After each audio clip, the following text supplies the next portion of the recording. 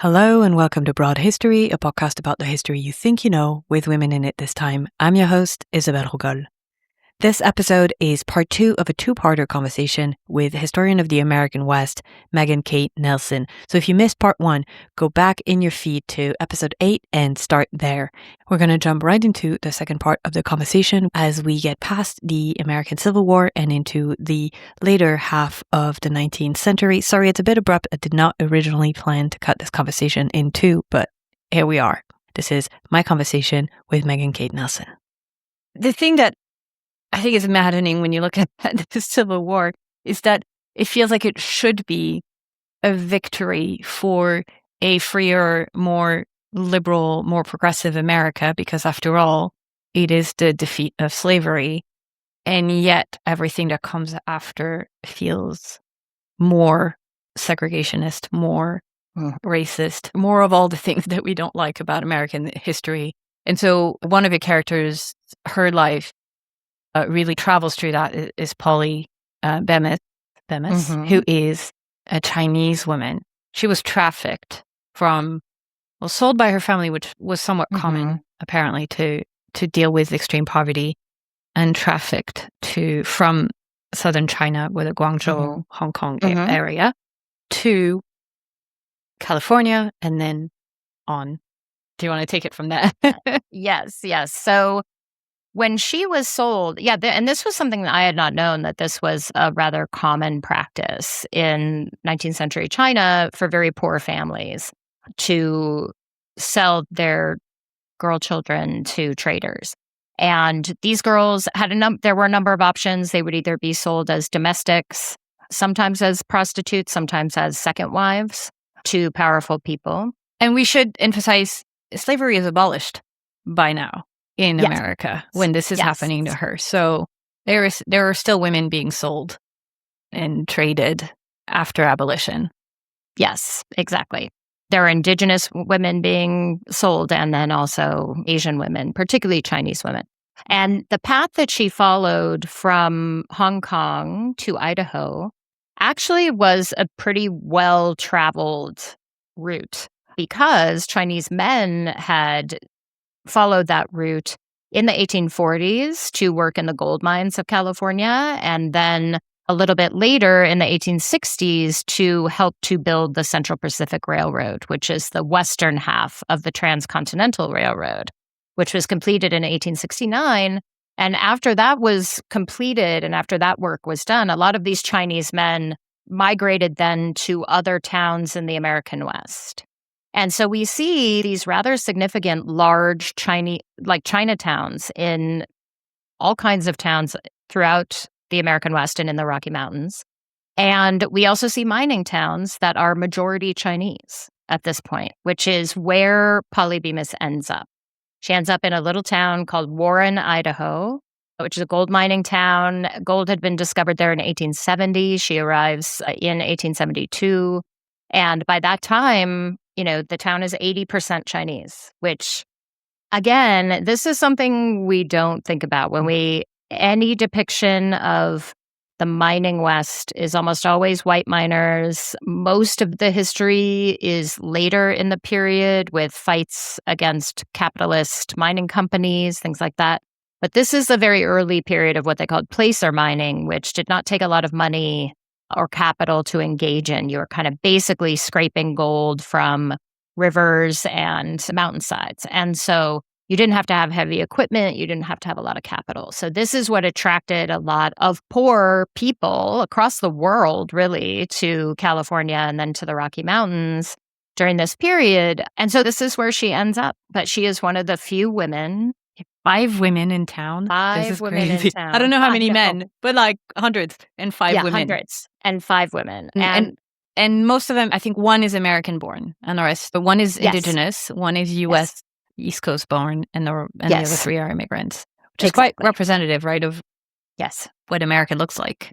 Yes, absolutely. And we don't know much about her life between the moment she arrives and 1880, which is when we first see her in a census. So again, Thank God for court records. Bureaucrat. Thank God for census takers. Exactly. Because we then know that at this point, she's living in the household of a man named Charlie Bemis, who is white. And she is helping to run his saloon and his boarding house. And it's unclear what their relationship is, but a little bit later, people are referring to them as Mr. and Mrs. Bemis, even though they are not married quite yet. They don't get married until the 1890s. But she becomes a fixture in the town. As a boarding house manager, she is meeting and taking care of miners who are moving in and out of the region at a pretty fast rate. So she becomes someone that pretty much everyone meets on their way into town or out of town. And she and Charlie just kind of build these businesses together and ultimately buy land a little bit further away to the south on the Salmon River and move there ultimately and live a life as kind of farmers, really subsistence farmers, make friends with the sheep farmers across the river who begin to take care of them. They trade goods. The guys across the river will go and get supplies for them as they're getting older.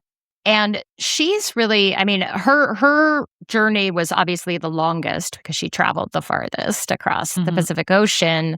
It's easy to think of her maybe kind of standing still because she didn't really leave until later in her life. She stayed in Warren, Idaho. Like 30 years in one town before, making a trip to the dentist at one point. That's right. That's right. That's right. That's crazy to think about, but I know it is. But one of the contentions I make in the book is that even when people stop moving, like she and Gertrudis Barcelo is the same way. She lives in Santa Fe for more than 15 years, building her empire, and she doesn't really leave. She makes some trips down to Mexico, but she doesn't leave all that much. But what both she and Polly Bemis have in common is that they are still kind of benefiting from and engaged in a network of, again, trade and kinship, people moving back and forth. And the Bemis Ranch was not only on a trail between gold mines, but it was on the Salmon River, which was increasingly filled with boat traffic. And they lived at a curve in the river. And that river, I have seen it. It is big and it is fast.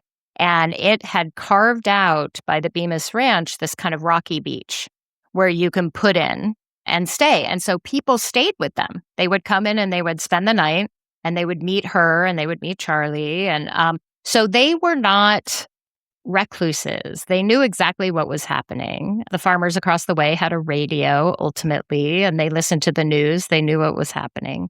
So they were connected. They were connected to a wider world, even though they lived in this very remote place. That's what I love about her story. Why I think her story is the more charming and the less violent part of the book. There is such a strong sense of community, of a diverse community, right? Her friends are German immigrants, white Americans, and the help that they get as they get older from their younger neighbors. It's not an individualistic, every man out for themselves kind of world. It's very different. Yes, exactly. And she's one of these people who becomes famous later in her life. So she has that in common with Sacagawea also. A journalist comes down on a boat and meets her and writes a little squib about her for the magazine Field and Stream, which is a very popular kind of outdoor magazine at the time, and is totally shocked to find this older Chinese woman living in the middle of Idaho. And the reason that she is shocked is because Chinese people have been erased by that point, which is the 1920s, from all of Western history. Yeah. And we forget just how aggressive the immigration policy was against the Chinese, right? I mean, the Chinese community, and again, I think that's something we quite forget when we look at American history, was the first one that was really, really targeted aggressively by anti-immigration laws. Well, we're actually brought in on purpose when we needed them to do the work, right, to build the railroads, and then we're really pushed out. Yes. Yeah. And this is unfortunately a common practice in U.S. history. It is a horrible tradition to welcome people and to celebrate immigration and then to turn back around and deport people or surveil them until you can find a reason to deport them. And one of the reasons we have the first photographic image of Polly Bemis is that she has to have her photograph taken for a certificate that allows her to reside in the United States. She arrived so early that she was not automatically deported, but she was required to fill out the certificate, and she didn't have it with her at all times, then she could be deported. And this was part of those series of immigration acts, the Page Act first, and then the Chinese Exclusion Act, and then its kind of renewal and the passage of the Geary Act, which basically said that all Asian people in the United States would be surveilled and kept track of. And no one could come in. And if you did not have your papers, you would be forced out. So yes, and they were very much targeted. They were the first ones targeted in these really aggressive anti-immigration pushes and pieces of legislation. Yeah. And she travels the longest too in time, right? Because she lives to be quite old. And it's fascinating to see the evolution of the United States, of technology, she starts out very much in a frontier world, and she, lives to see skyscrapers and planes and radios. And she lives to see women's suffrage, but she is never considered an American citizen. So Correct. She can't vote. Yes. And Sacagawea would not have been able to vote either, ironically, because Native Americans were not considered citizens either. And it's something that you don't spell it out, but you don't need to, because it's everywhere in the book, is how much that myth of the self-made man in the West really is a myth, because the success of white people in the West, and the white man especially, really is engineered by public policy, by law, by big government, essentially, that pushes everyone else out of the way and gives a lot of handouts, right, through the Homestead Act, give you land, subsidize the railroads, help you if you're a white man every step of the way.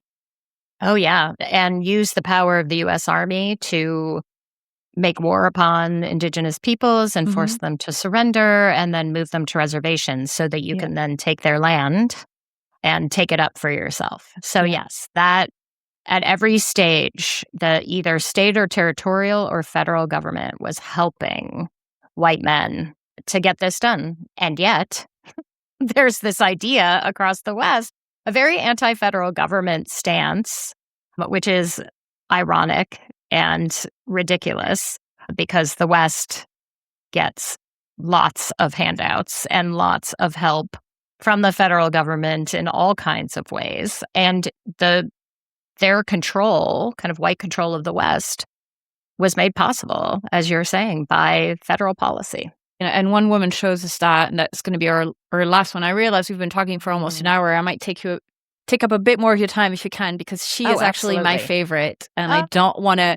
I love them all, but I really like Ella Watson, because essentially what she builds sounds like the dream to me.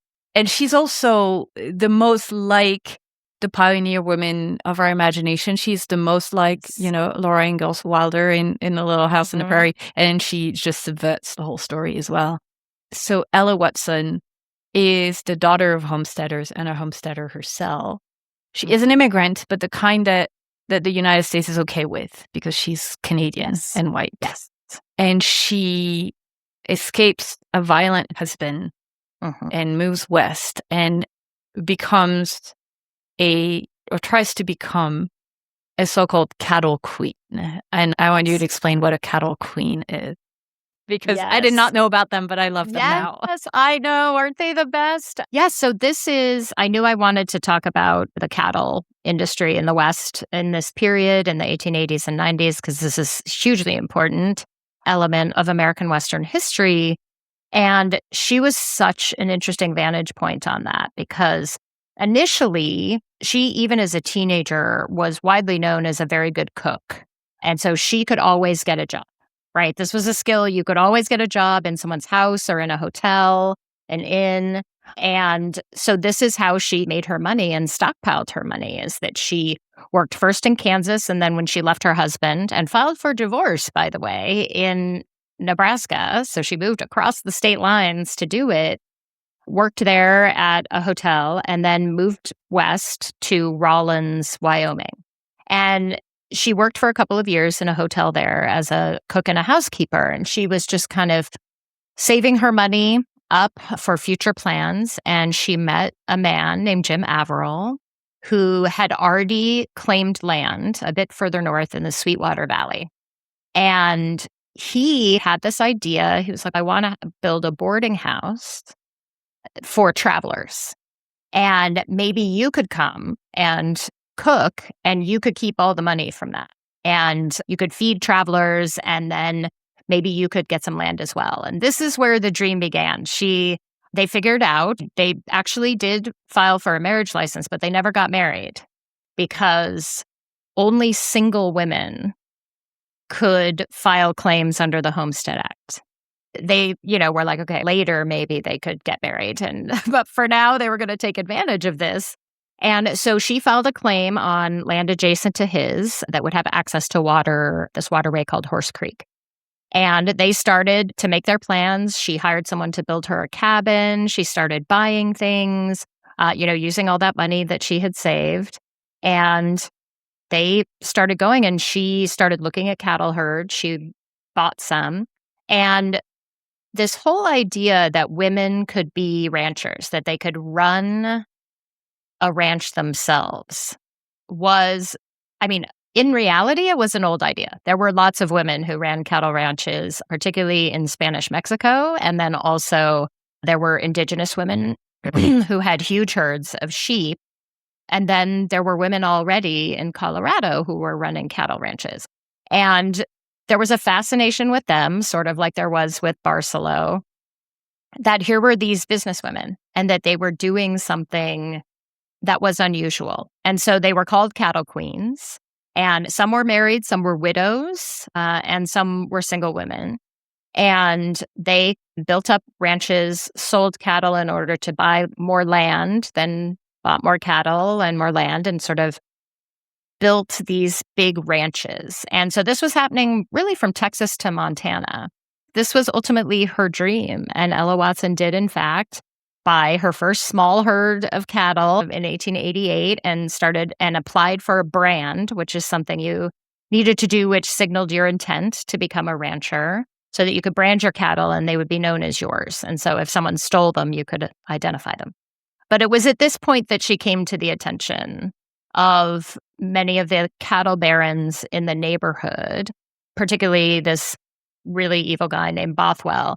And he offered to buy her land multiple times, and she refused over the next year. And he was part of the Wyoming Stockgrowers Association, which was an organization that was gaining kind of mob-like power in Wyoming during this period. Made me think of the Yellowstone show quite a bit, if people watched it. Very, it looks pretty, but it's really a mafia. Yes. Exactly. And they kill with impunity, and they take people's stuff. They're never punished for anything, right? Mm-hmm. And this is, in fact, what happened with Ella Watson. They came to her ranch on a morning she was away, and she returned to find them cutting the fence of her corral to take her, if she wasn't going to sell them her land, then they were going to take her cattle, which she had not yet branded, I think, because she didn't have the official brand. Or maybe she had branded them already. I think she had branded them. She had branded them already. I recall. That's I read it this morning. Right. Yes. Okay. So fresh in your mind. It's been a while since you wrote it, but I read it this morning. Perfect. Okay. Excellent fact check in the moment. Yeah. So she had branded them, but they were going to take them anyway. Yeah. And she didn't have a weapon, but she had ran at them and started yelling at them like, "You can't take. What are you doing? You're like stealing my cattle," which was in fact a crime punishable by death in Wyoming. This was so serious. And they had weapons. And so they pointed shotguns at her and forced her into a carriage. And they were taking her away when Jim Averill rode up. They forced him into the carriage also. And then they took them both to an area a pretty far distance away, and they hung both of them from a tree limb. And then returned to their ranches and began to spread a story that Ella Watson and Jim Averill were cattle thieves, that she was a prostitute who went by the name Cattle Kate, which was not true. Cattle Kate was a completely different person who lived in another part of Wyoming. But that those cattle that they had either stolen them or she had traded sex for them. And that Jim Averill was her willing henchman. And therefore, these cattle barons had decided to take the law into their own hands and punish the two of them by lynching, which was an acceptable practice for cattle thieves in Wyoming at the time. They're never, the murderers are never really, I mean, there's a little bit of investigation, but they're never jailed or anything. Right. They are arrested, but they pay one another's bail, which was $5,000, which was a lot. A lot of money. That was a lot of money at the time. So they paid one another's bail. They got out, and ultimately the grand jury was not able to indict them because the witnesses had disappeared, people had gone by the wayside, and they got off scot-free for these killings. And so Ella Watson, though, has continued to be talked about and written about as Cattle Kate. It's so frustrating because not only they kill her when she just didn't want to sell her land. Deal. But also her reputation is maligned for decades. I loved hearing about her, and then I was just so frustrated that she's tried to build something for herself that is taken away. And poor Jim, I have to say, because I knew something bad was coming down the pipeline, and I knew that her first husband was horrible. And by the end of the book, I'm a bit wary of the men out there. I thought Jim was going to turn, and no, Jim is a wonderful husband. No. Jim is a wonderful guy, and unfortunately, he's killed as well. Yeah, he is. Yeah. And I have to say, my father, I had sent him the advance review copy. He was reading it, and he called me. When it became clear that Ella Watson, something bad was going to happen to her, he called me and he was like, "What are you going to do to her? What is..." And I was like, "It's not a novel. It's not me. Didn't do it." And then when he got to the part, the terrible death scene, my mother texted me and said, "Your father has just finished that chapter and you have broken his heart." I'm with your dad. My heart was broken too. I know. It's a horrible story, and it's especially a horrible story because I think, as we were talking about earlier, she exemplifies everything that is the pioneer ideal, right? She makes her way. She does strike out. This is something that all of the Westerners in the book share too. They have a kind of high tolerance for risk. They do leave. They do kind of set out either with family or sometimes by themselves, and they are helped along the way. I mean, Ella Watson does take advantage of the Homestead Act, and Rawlins is on the Transcontinental Railroad, so she's able to make money because of all of that infrastructure. But she goes and she has this vision, and she saves, and she takes advantage of a land law and starts to build a life and to build this ranch for herself, and does everything the right way. She doesn't do anything illegal, and she's punished for it. Yeah, it is a reminder also of the violence that is inherent as well to the frontier. It's not all little girls running through the wildflowers in the prairie. I know, that's right. That's right. Which would have to be a whole other episode, but life even of these typical pioneer families was extremely difficult and violent and deadly. Not a lot of those little girls survived. Yeah. I did want to ask you, we've gone through the whole century, the whole 19th century. Why does telling these stories matter today? What pushed you to write this? Yeah. One of the things was I was just interested in how we develop and claim regional identities. Who is allowed to say that they're Westerners and who feels like that identity can belong to them, right? Because you are a Westerner, I should say. You're from Colorado. I am. Yeah. Yes. Yes, I'm from Colorado. But I was asking people along the way, and one of my friends, who is biracial and has lived her entire life in the West, did say, "I don't think of myself as a Westerner because I never thought that identity belonged to me."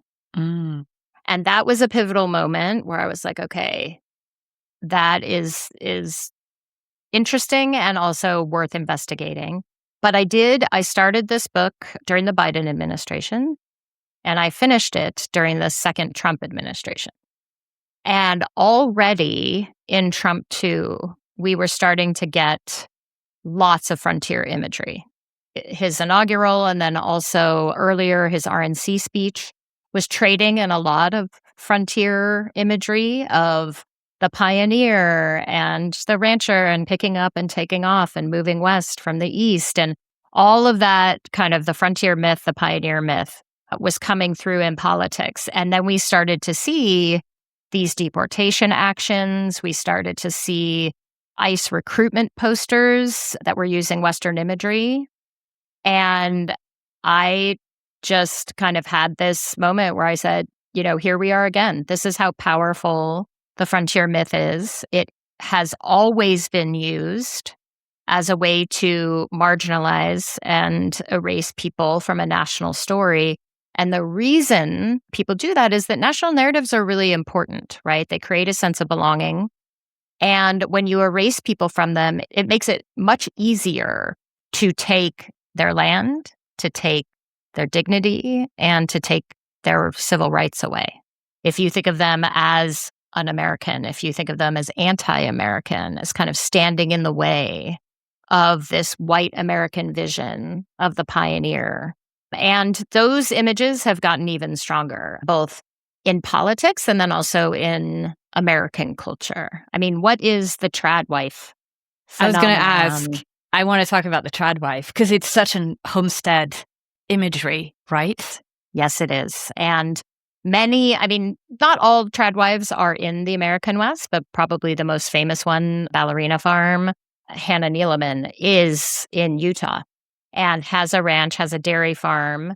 And the imagery there is all a woman in a floaty white dress and cowboy boots taking care of the ranch and her husband and her 8 children. And it is a vision of the Western woman as solely the wife and mother. She doesn't need rights. She doesn't need the vote because here she is living this beautiful life on the Front Range. And this has become a major image within the kind of far-right conservative movement in the United States. And we see it as part and parcel of attempts to take women's rights away in terms of abortion rights, in terms of divorce rights, and this push among far-right conservatives that women, they don't need to go to college. They don't need the 19th Amendment. They don't need to vote. They just need to stay home and have babies. And they are using the pioneer woman, the kind of classic image of the pioneer woman, to bolster that policy.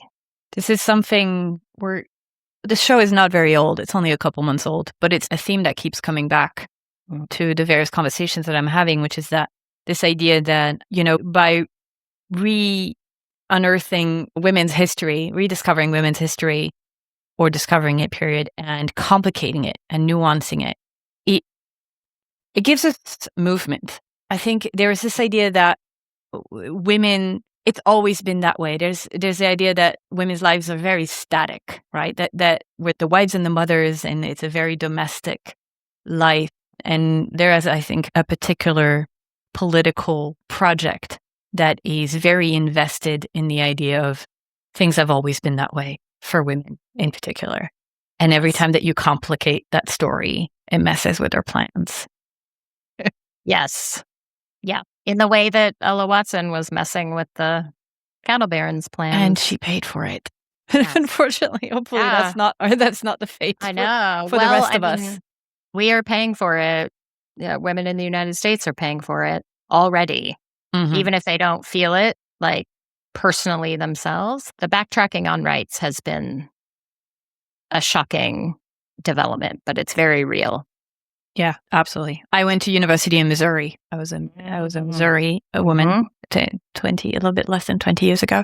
It was always a conservative state, but it's a very different place now. I don't think it would be a safe place for me now in the way that it was 20 years ago. One thing, you can't get an abortion in the state anymore. Yeah. Anywhere. You have to cross state lines. Or, Yeah. So quite dramatically. Yeah. Well, on that note, I think I think we're going to end our conversation, but I want to ask you my newly traditional final question, which is, what is a moment in history that you think we should look at again from the perspective of women? And optionally, is there someone that you would recommend that we have on the show to talk about that? This may just be because this is my next project, so I'm kind of so I'll have you immersed back in then. it. Well, no, I mean, it could be me or it could be there are women doing this work. My next book is telling the story of a Kiowa and Comanche raid on a biracial ranching community in North Texas during the American Civil War. Oh. And so I'm trying, because one of the major figures who's taken as a captive in that raid is this woman, Eliza Fitzpatrick, who is a cattle queen. Oh. Yes.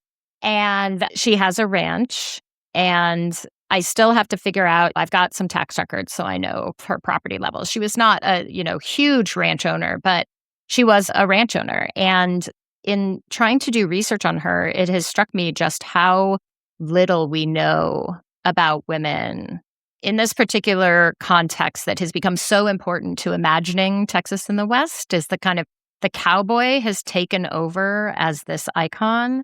And so we don't know anything really about women who were in fact ranchers or who ran cattle, who took them up the Chisholm Trail in the very famous Lonesome Dove type of situation. But we don't know anything about them, like the study of women and especially Black women, because Eliza Fitzpatrick, it's unclear her racial status, but her first husband was Black. Okay. And her children are biracial. Okay. So that would have been pretty rare and dangerous for a white woman to marry a Black man, right? Yes. And Especially for the men. Yes. And so would like to know, and again, I think we need to know more about Black women and Indigenous women, also Mexican women in this context, in this particular job, because it has become so mythic and iconic. Yeah. Because I remember reading about Black cowboys a bit. Again, quite recent scholarship, but I haven't read about women cowboys, cowgirls. Yes. And especially Black women. I mean, it was just 2024 when Beyonce put out Cowboy Carter. Mm-hmm. And people were mad.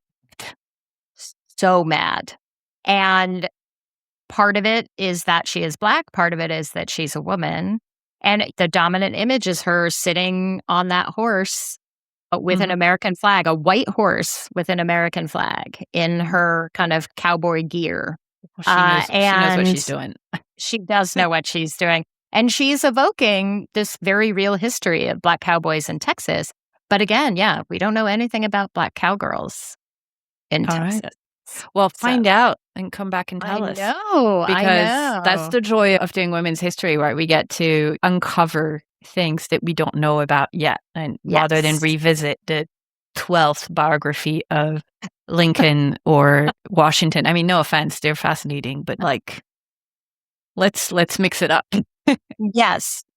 Let's think about something new. Thank you so much for this conversation, Megan. It was fascinating. Well past the 45 minutes they usually are, but that's the sign. That's the sign of a great episode. We might make it a two-parter. I may have to come back because they are rebooting Little House on the Prairie. Are they? They are. Oh. So we might have to watch and then reconvene. Okay, you're on. That sounds great. That sounds great. Thank you so much. Thank you, Isabel. This was wonderful.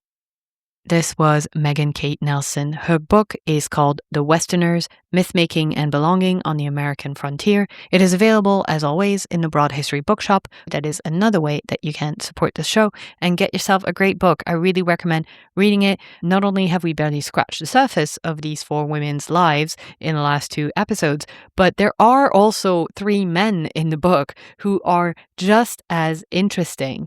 We have Jim Beckworth, who was a biracial fur trader who also lived among Indigenous populations and just had an incredible life. There is Ovendo Hollister, who was a gold miner, a soldier, and a newspaperman. I love that part of the story. And he was a Quaker as well. And we have Little Wolf, Northern Cheyenne chief who led his people to, a semblance of security and a future in the dwindling space that was left to Indigenous people in the American West.